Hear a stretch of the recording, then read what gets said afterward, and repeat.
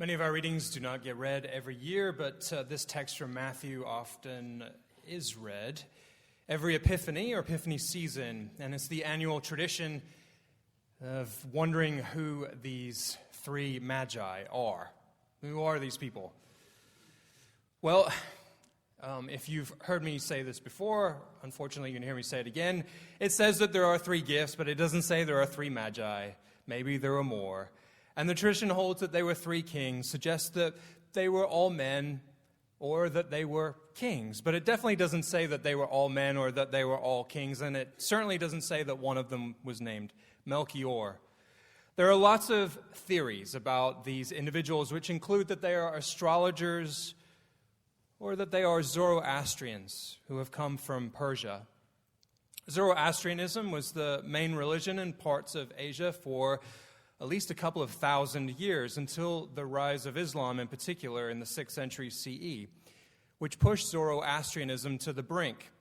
There are about 100,000 Zoroastrians left in the world, and one of the main problems, if you call it that, for that faith system is that most believers hold that you have to be born into it, that you cannot become an adult convert, which is very problematic from a marketing point of view. Zoroastrians, though, dominated what we now call Iran.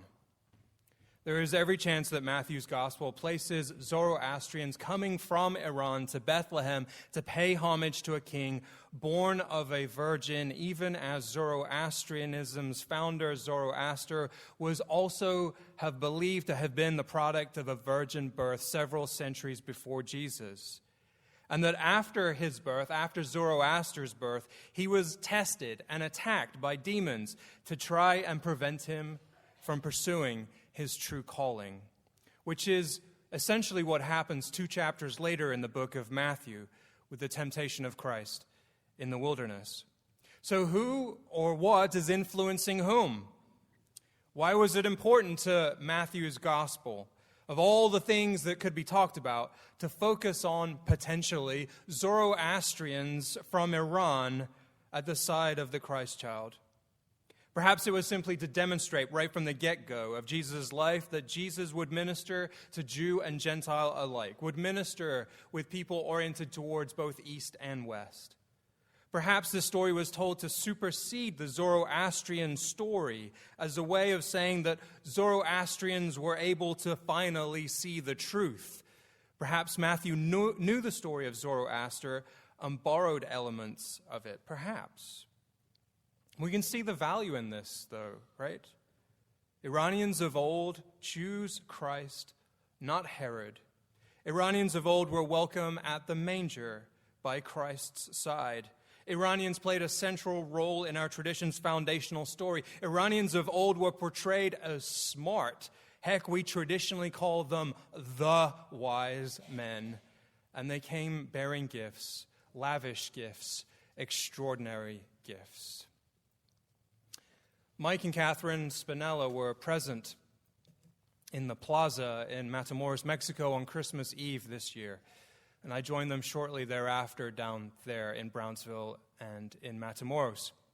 They said that gifts were delivered by Santa to the children in the plaza, including, Mike said, several bicycles. It's fun. Of course, it's fun to bring gifts and see faces, especially those faces, light up. You always wonder if people who receive gifts are used as you intended. That gift card that you bought someone, will it go into a drawer for a year or 2 or 10? People like to mock getting socks from their relatives, but they will probably get used. The gifts brought to Mary, it's the old joke, gold, frankincense, and myrrh are of course more symbolic than practical. They're not socks.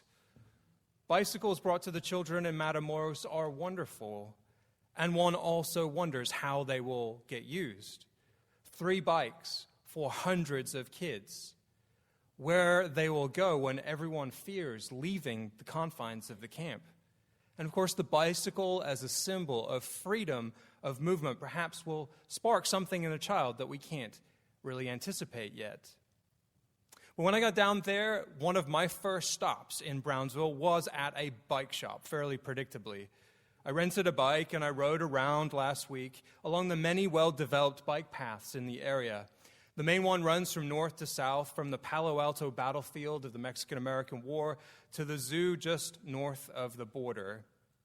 In Brownsville, Texas, as you head south on these wonderful bike paths, free as you like, of course, you suddenly have to stop.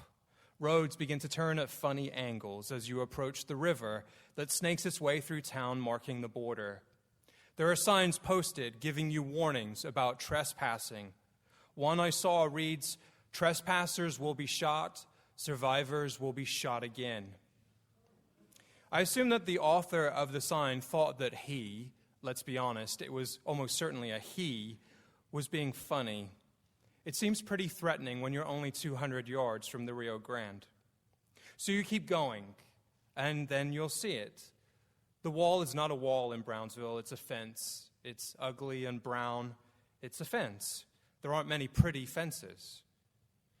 And in places it stretches as far as the eye can see. And then it just gets weird. In some places, as you go along parallel to the fence, suddenly it disappears.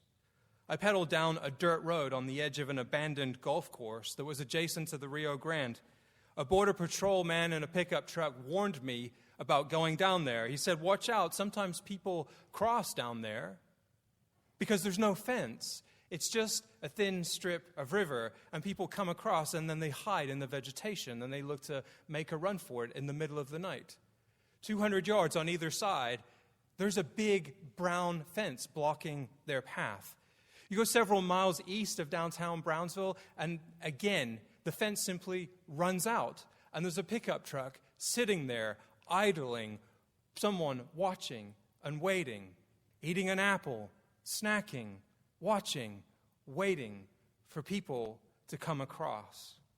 It's so strange. And who are the Border Patrol agents in Brownsville waiting for? Well, presumably those kids on their bicycles and their families, some of whom have been waiting for so long to get some progress on their cases that they are the same people now that were there when we were present in June. In the summer, when our Union Kong group came, we made dinner for 120 people, which seemed like a lot at the time. Now people are cooking for 10 times that amount. Just to be clear, Stacy, my wife, does not think I'm capable of cooking well for 4 people. So the idea of me cooking for 1,200 is preposterous. Every day, about a dozen people help prepare a meal, and it's often paid for by those who cook it. Almost every day, U.S. citizens are banding together to cook for 1,200 or so. And I'll say this, it's really hard to cook for less than $2 a head. You do the math, and you start multiplying that over weeks and months, and we Americans are spending a lot of money traveling to the border to cook for asylum seekers. When we, the Spinellas, me and several others from around the country, cooked last week, we spent about $1,200 and cooked for 1,200 people, $1 a head. Chili dogs that turned out pretty well. But boy, if you haven't ever looked inside a 106-ounce can of Wolf's chili before, you have not really lived. The next night, I crossed the bridge again to work with a Boston area family who had done most of the cooking that day. We set up 2 rows of tables, casseroles and tortillas set on top of them, on a narrow strip of concrete, tents from the migrants on either side of this strip of concrete, with just enough room in the middle for migrants to come through in 2 lines to get their food. 2 rows, 2 lines. People were waiting patiently. There were many smiles, many jokes with the children, many thank yous, even if this wasn't what people really wanted for dinner. Of course, they would never tell you. Out of the corner of my eye, I saw a professional-looking couple approach, and they wanted to talk to one of the leaders of Team Brownsville, a man named Sergio. They spoke to him for a few minutes, and I asked Sergio what the conversation was all about. He said that the woman worked for the Tamaulipas government, the provincial government, and she was a doctor. She wanted to have dinner served at another location at the camp, further away from the main road, away from being in view of the International Bridge. Sergio had said, "No problem, But first, you need to pave the area that you're talking about, because currently it's just dirt and dust. If you're a doctor, he said, surely you understand that having dust blowing at people's food is not good for them. The doctor and her husband walked away. A few minutes later, a large SUV appeared down the far end of this little concrete strip where we were serving food. Dozens of people still in line waiting to get dinner. The driver honked and started yelling at the dozens of migrants to get out of the way. Sergio went to the window and asked the driver if he could go back and around, because there was another way to get out of the camp that was less crowded, a different road that wouldn't interrupt dinner. The driver complained that going the other way would mean a longer wait in traffic for him. The doctor was in the passenger seat. And so Sergio asked all the migrants to step aside, all of the volunteers to move the trays of food, to pick up the tables and fold them up, and let this SUV inch its way along our narrow strip of concrete. The SUV went by super slowly, taking up all the space on this strip, and then drove off into the night. We put everything back and we resumed dinner. Sergio had decided that it just wasn't worth a standoff, that the doctor could make life more difficult for everyone in the long run. And so the migrants stepped aside and we stepped aside, and dozens of people stopped to save someone a bit less time on the road. Every religious tradition has the consumption of food as a central and sacred act. Oh, that's my assumption anyway.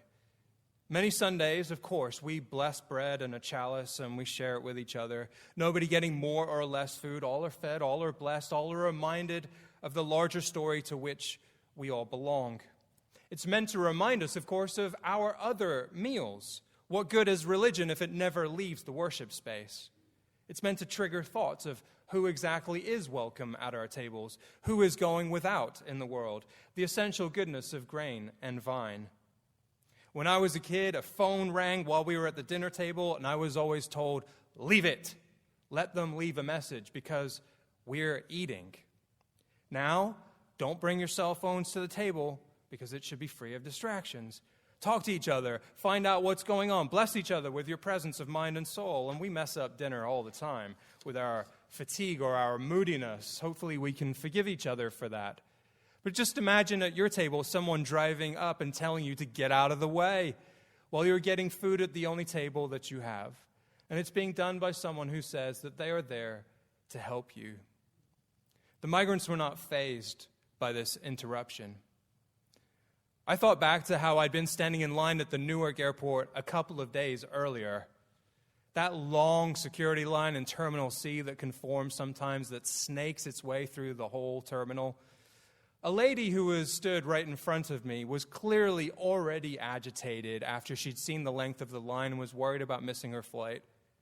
So a young European couple attempted the we're not from here, so we're going to try and cut the line and just see what happens, that maneuver. I will say that lady, after she pulled her driver's license out, I saw that it said New York, and they messed with the wrong lady at the wrong time in the wrong place. They moved to the back of the line hurriedly, apologizing as they went. Who gave her the authority to make that claim about space at Newark Airport? From where did she gain the agency to move them along? Two people temporarily made the claim that their time was more important than other people's, and it was immediately rejected. Two people in Matamoros made that same kind of claim by driving their vehicle through someone else's dinner, and a couple of hundred people stepped aside. We talk about loving neighbors in the church, and indeed we have to wrestle with what that means in age-old ways once again. What does it mean to love your Iranian neighbor right now? What does it mean to love your Jewish neighbor right now? What does it mean to love your asylum-seeking neighbor right now? And at the same time, we have an impulse deep within us for justice and fairness. How one gets in a line, whether one can have a say about where others stand in a line, who gets to skip the line, who can move the line, all tell you a great deal about the situation in which you find yourself. I must admit that I found it somewhat delicious when I stumbled upon a question posed by a member of a Catholic parish online who asked others what he should do. A couple comes up the side of the sanctuary sometimes when we're serving communion and then moves to the center and wants the officiant to stop serving everyone else and just serve them. What should I do? Unfortunately for me, the most common response was, you should talk to the pastor. Not helpful. But it's one of those situations that requires unpacking, of course. What's the bigger story? What's the situation of this couple? What messaging has been given by the priest and why? Because the idea of lining up for communion and then cutting the line is so bizarre to us, right? Because lining up for communion isn't merely a line. I think the U.S. Conference of Catholic Bishops might be overstating it a bit when they say that we get into this line, when we move into procession towards the altar, towards the table. The process to receive the body and blood of Christ in communion, it says, we are a sign, a symbol of that pilgrim church on the way to heaven. We join the countless ranks of all the baptized who have gone before us, our loved ones, the canonized and uncanonized saints down through the ages, who at their time in history formed a part of this mighty stream of believers. But Jesus himself said that before we approach the altar, we should be reconciled to each other. Christians have later taken that to mean that the procession is a process of reconciliation, forgiveness, that we ourselves are opened up to God's mercy and to loving our neighbors. Every time we participate in chalice and plate, bread and vine. The biblical text doesn't give us precise answers on how to approach every given situation. And yet, a foundational story seems to look like this. Iranians come from the east bearing gifts. Jesus spends his life paying those gifts forward in the forms of forgiveness, mercy, wisdom, compassion, love, kindness, gentleness, leadership through service, nonviolence, humility, and invites others, including us, into that sort of life. The kind of life that loves neighbors of all forms, all nationalities, all peoples. May we go and do likewise. And may we use the altar, the bread and the vine, plate and cup, our tables and the table as the place to begin understanding what the kingdom is supposed to look like. Because in our society of plenty, the simple elements of bread and juice might just be the greatest gift we ever receive.